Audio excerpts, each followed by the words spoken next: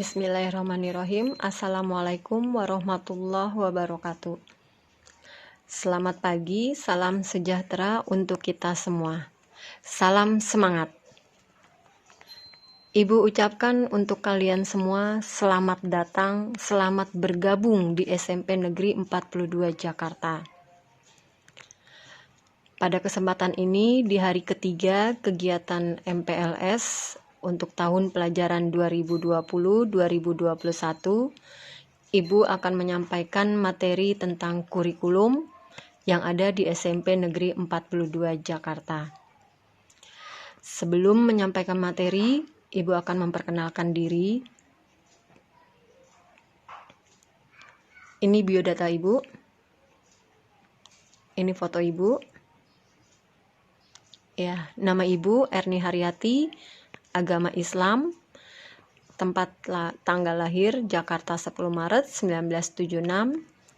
Ibu di SMP Negeri 42 Jakarta sebagai wakil kepala sekolah bidang kurikulum, dan Ibu mengajar bidang studi matematika. Tempat tinggal Ibu berada di Jakarta Timur.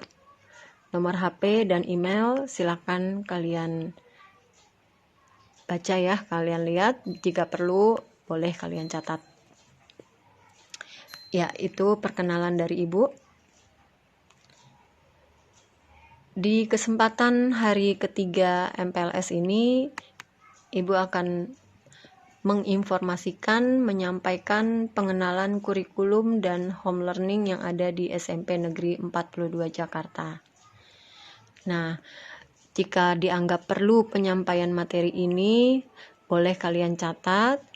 Tapi jika tidak, kalian simak, perhatikan baik-baik apa-apa yang ada di 42, lalu kurikulumnya bagaimana, lalu persiapan nanti pada saat pembelajaran jarak jauhnya bagaimana, silakan kalian simak baik-baik. Nah, untuk kurikulum di SMP Negeri 42 Jakarta, kita menggunakan kurikulum 2013 atau yang biasa kita sebut dengan Kurtilas. Dasar hukumnya adalah Permendikbud nomor 35 tahun 2018. Dan SMP Negeri 42 Jakarta dari tahun 2017 sudah menggunakan kurikulum 2013. Ini info untuk Permendikbud yang mendukung tentang kurikulum 13. Ya, struktur dari kurikulum 2013 ada 5. Yang pertama kompetensi inti, yang kedua mata pelajaran, ketiga beban belajar, keempat muatan pembelajaran, dan kelima kompetensi dasar. Ibu akan jelaskan satu-satu secara singkat. Untuk yang pertama kompetensi inti. Di kurikulum 2013 ada 4 kompetensi inti. Yang pertama kompetensi inti 1 atau kita kenal dengan biasa kita sebut KI1. KI1 itu kompetensi tentang sikap spiritual. KI2-nya berarti tentang sikap sosial. KI3 tentang pengetahuan dan KI4 tentang keterampilan. Jadi KI kompetensi intinya ya. Ini yang ada di dalam kurikulum 2013 dan inilah yang akan kita pelajari di setiap mata pelajaran. Yang kedua, mata pelajaran. Mata pelajaran di kurikulum 2013 ada 2 kelompok, kelompok A, kelompok B. Nah, ini mungkin saat kalian di SD yang sudah menggunakan kurikulum 2013 sama ya pelajarannya. Mungkin hanya beda di BK ya. BK itu bimbingan konseling, di SMP ada. Ya, bedanya SD dengan SMP pada gurunya pun beda ya. Kalau di SD satu guru itu bisa memegang beberapa mata pelajaran. Tapi kalau di SMP satu mata pelajaran itu dipegang satu guru. Gitu.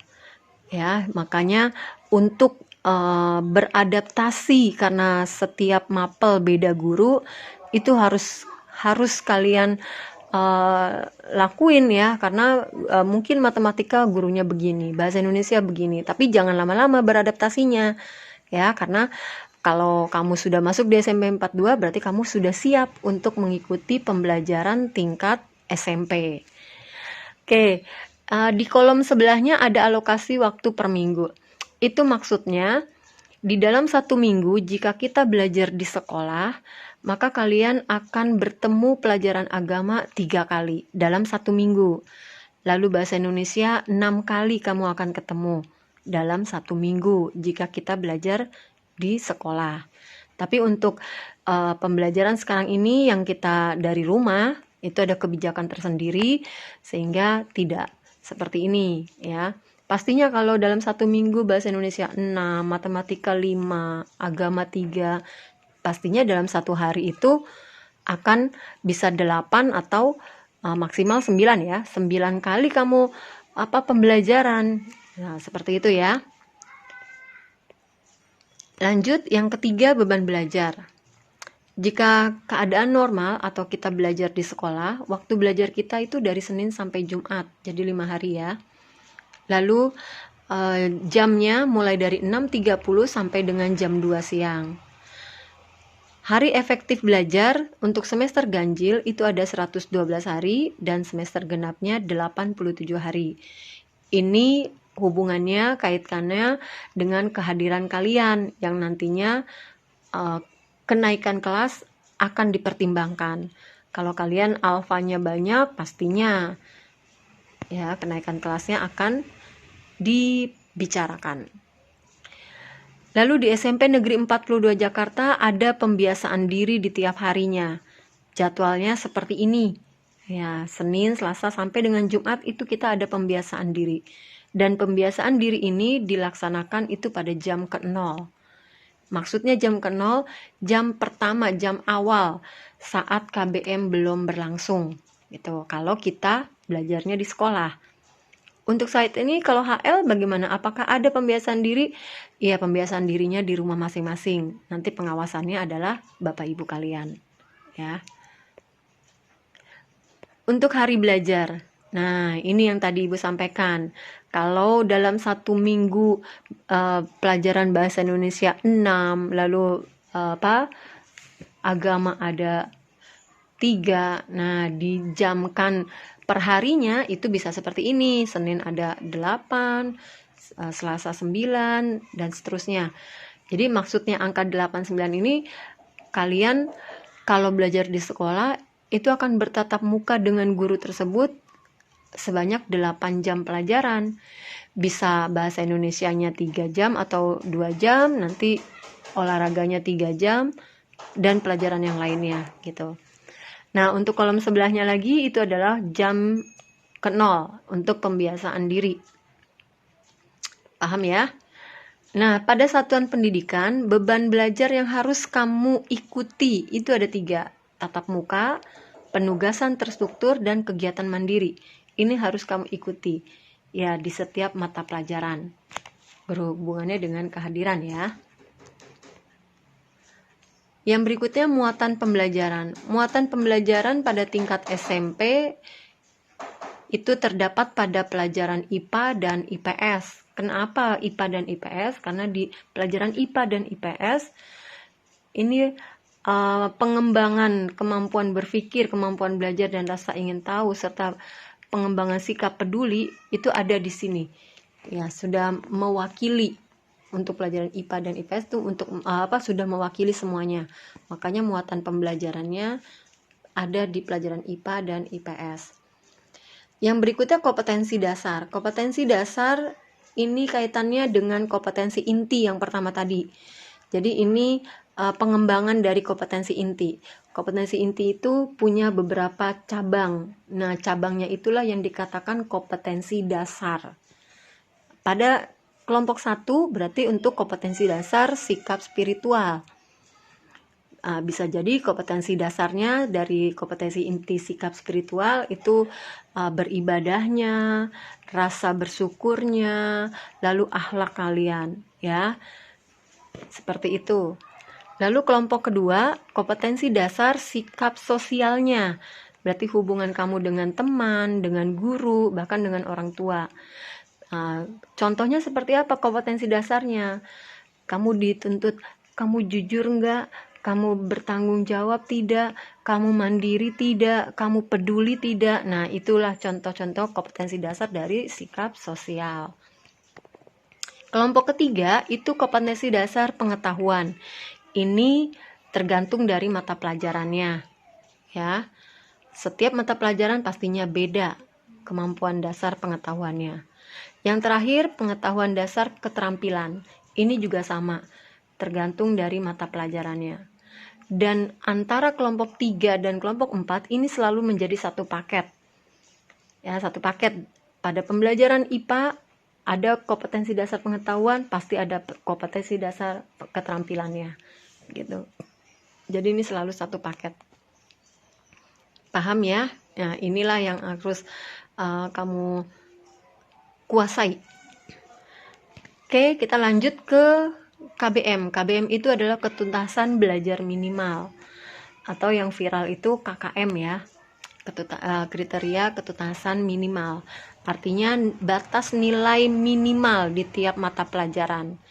Nah, di SMP Negeri 42 Jakarta, batas nilainya adalah 75 untuk semua mata pelajaran.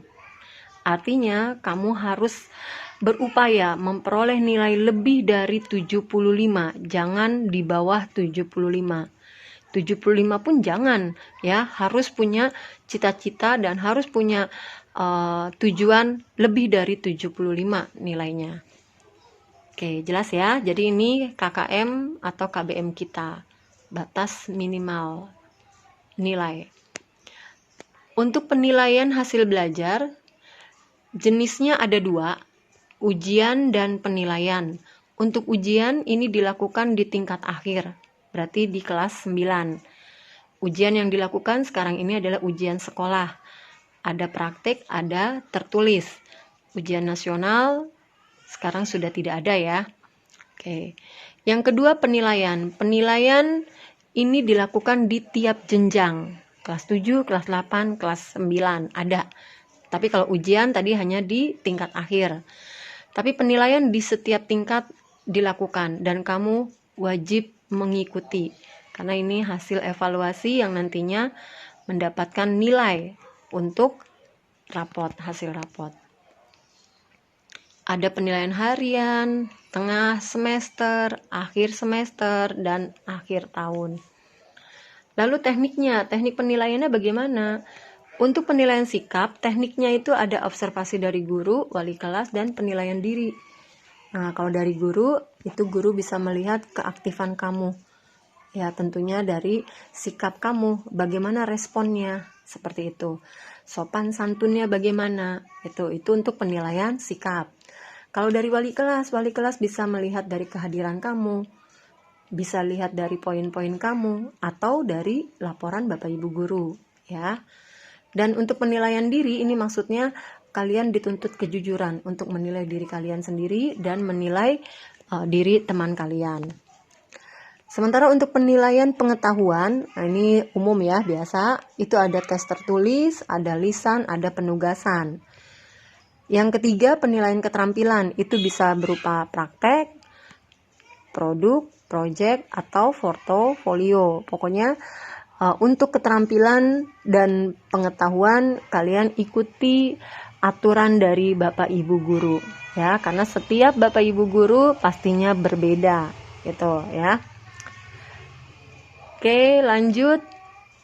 Untuk kurikulum 2013 sesuai dengan zamannya, maka keunggulan 42 menginginkan siswa-siswinya berkarakter baik, lalu literasinya juga baik, dan kreatif, gitu ya. Jadi memang kurikulum 2013 menuntut siswa-siswinya bisa berkarakter baik, religinya baik, rasa nasionalismenya ada, kemandiriannya juga ada, gotong royong, rasa pedulinya ada, juga kejujurannya. Jadi itu ya karakter yang kita inginkan. Lalu di 42 pun juga menginginkan untuk gemar membaca siswa-siswinya. Ayo, minat membaca, makanya kita adakan literasi. Lalu pembelajaran abad 21. Di dalam pembelajaran kita juga menekankan 4C kepada para siswanya. Apa itu 4C? Kita latih siswanya untuk berani berkomunikasi, berani mengungkapkan pendapat. Lalu kita arahkan juga siswanya untuk bisa bekerja sama, ya, tidak membedakan. Terus kita arahkan juga siswa kita agar berpikir kritis, rasa ingin tahunya besar, pastinya untuk hal-hal yang positif yang mengarah ke pembelajaran. Dan siswa kita arahkan agar punya ide-ide kreatif, gagasan dan usulan, ya, dalam suatu pembelajaran atau permasalahan di kelas.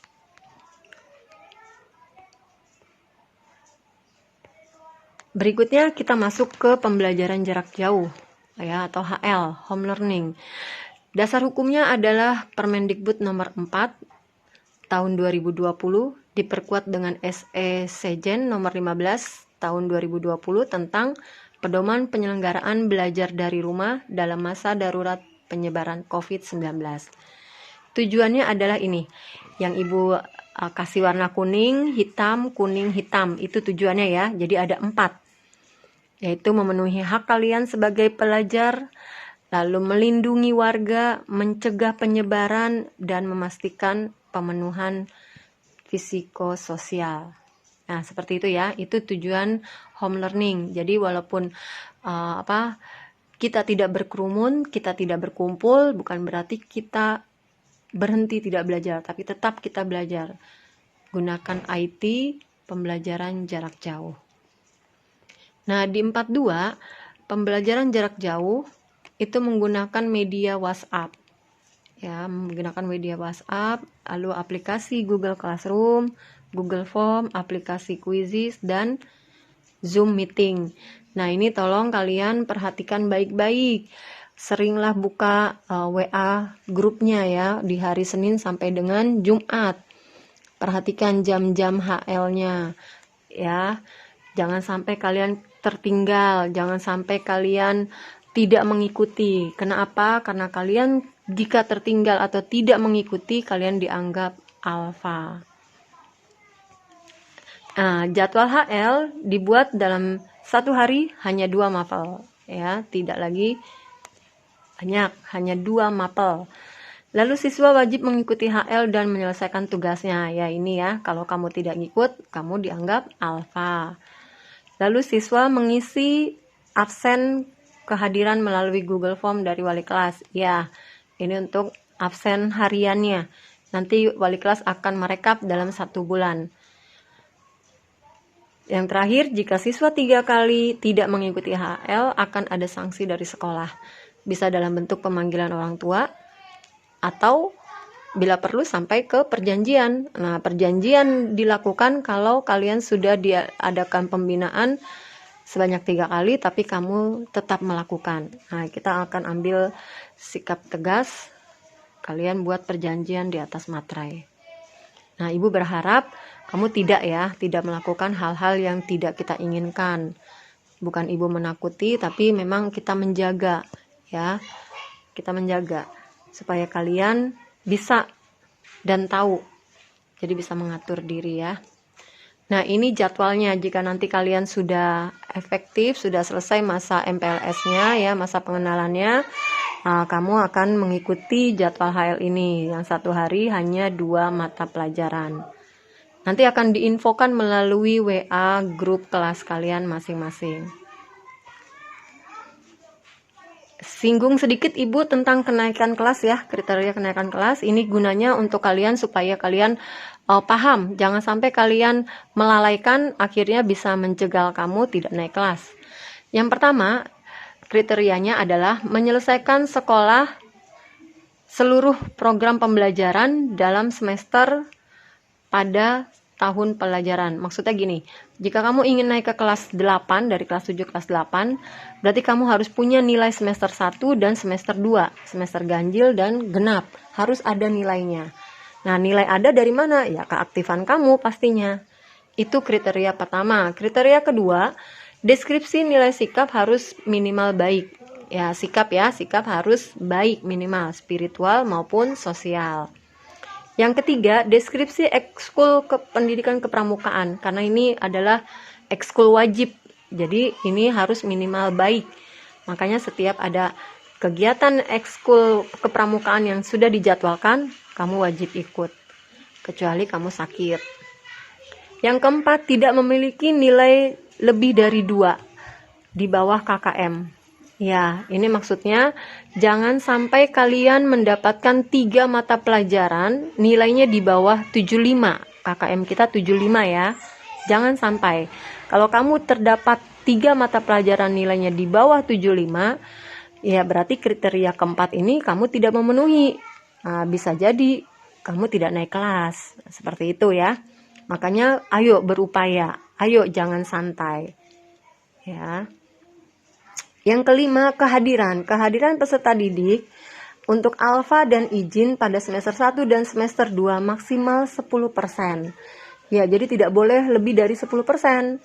Kalau misalnya hari efektifnya 112, berarti kan 10%-nya 11 ya. Nah, kamu nggak boleh alfa 11 kali atau 12 kali. Kalau sampai alfanya 12 kali, berarti kamu bisa tidak naik kelas. Ini 12 kalinya dalam satu semester loh ya. Nah, makanya kamu tidak boleh ya. Ayo rajin, ayo semangat gitu. Jangan sampai kamu menyesal di belakang. Yang keenam terakhir kriterianya adalah diputuskan dalam rapat dewan guru. Nah, ini biasanya Bapak Ibu guru akan mencegal kalau kamu melakukan suatu pelanggaran yang berat ya. Nah, jangan sampai dan Ibu tidak mengharapkan nih untuk kalian siswa kelas 7. Tolong jangan mengikuti yang tidak baik. Sekiranya ada kakak kelasmu yang kurang baik, kalian jangan mengikutinya. Jelas ya? Karena penilaian tidak akan bergantung dengan orang lain, tapi penilaian itu diri sendiri gitu. Jelas ya? Oke, ini agenda kita. Agenda kita selama 1 semester dari bulan Juli sampai dengan Desember. Nah, kita ada di kegiatan nomor 1. Sebentar lagi ada penilaian harian 1 di bulan Agustus. Nah, kalian bersiap-siap. Maka dari itu, ikutilah HL yang dilaksanakan oleh Bapak Ibu guru kalian. Jelas ya? Ini agenda boleh kamu foto atau kamu catat. Silakan. Oke, selesai sudah materi yang Ibu sampaikan. Sekali lagi Ibu ingatkan ke kalian semua, karena suatu keadaan kita yang seperti ini bukan berarti menyusutkan semangat kita ya, tidak. Tapi kita harus tetap semangat, infokan ke orang tua, sampaikan ke orang tua bahwa pembelajaran kita seperti ini sekarang, jadi mohon orang tua mendukung berupa kuotanya atau paketnya atau pinjamkan HP-nya seperti itu ya. Dan ini pun pada saat jam-jam tertentu kok, tidak yang 1 harian kita menggunakan, tidak ya. Tapi ada jam-jam tertentu. Nah, tolong itu juga kalian sampaikan supaya kalian bisa mengikuti. Jangan sampai kalian tidak mengikuti. Seperti yang tadi Ibu sampaikan ya, harapan Ibu seperti itu. Harapan Ibu, orang tua kamu peduli dan bisa mendukung, juga memantau kalian belajar di rumah. Tetap di rumah, tidak yang berkeliaran, karena kalian sudah mulai masuk tahun pelajaran baru. Semangat, semangat, semangat. Demikian yang bisa Ibu sampaikan. Sekali lagi Ibu ucapkan selamat datang, selamat bergabung, selamat menjadi siswa-siswi SMP Negeri 42 Jakarta. Selamat mengikuti segala aturan yang ada di 42. Akhir kata, wassalamualaikum warahmatullahi wabarakatuh. Mohon maaf jika ada kata-kata yang salah. Terima kasih.